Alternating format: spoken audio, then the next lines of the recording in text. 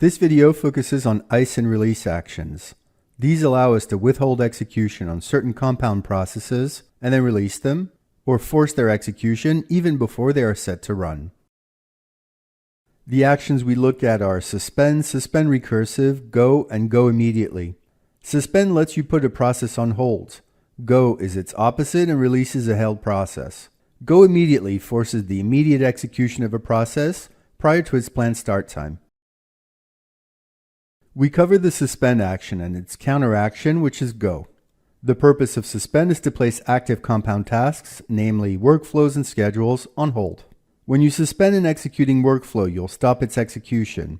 You release it with go. In this example, we have a workflow task with 4 children. 3 of those are standalone, but one is an embedded workflow with 3 children of its own. When you suspend the parents, the active standalone task is allowed to complete, but the other 2 standalone children are suspended until you release the parents. Note that the child workflow is not affected by the suspend.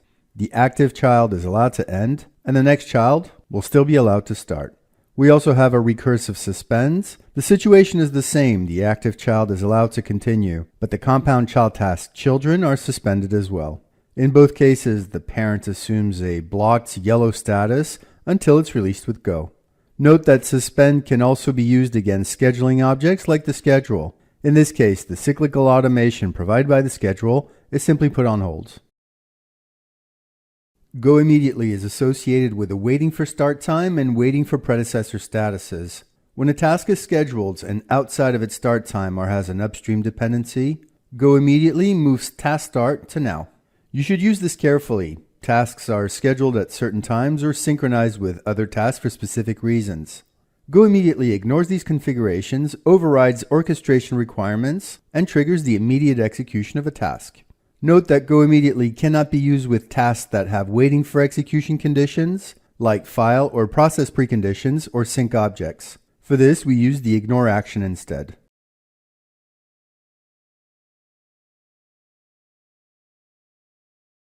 For this demo, we start with a workflow that has 3 jobs objects in sequence and an embedded workflow which also contains 3 jobs.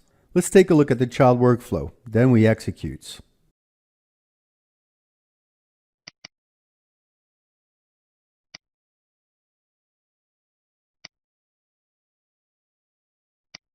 Let's expand the child workflow in the monitor so that we can show the effect of suspend versus suspend recursive.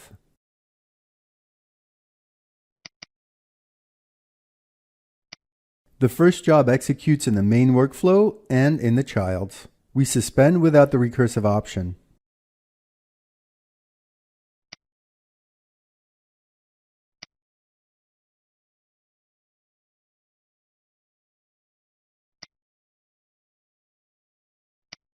We executed the suspend after the initial jobs completed. The second jobs in each workflow are executing.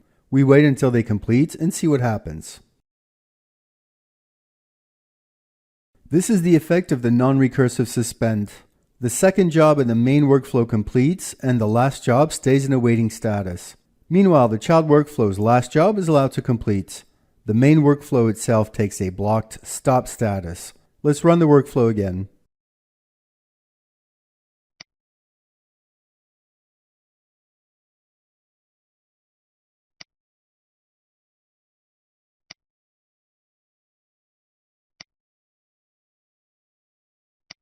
We execute the recursive suspend.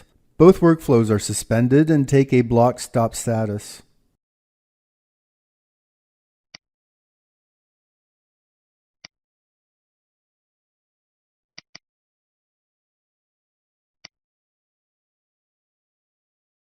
To release the workflow, we simply use the go action. Note that you could go to the main workflow or the child using the task actions menu.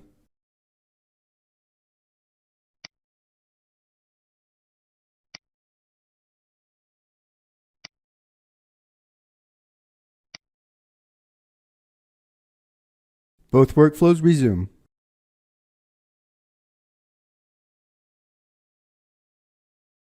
Go immediately lets you execute a task waiting for a predecessor.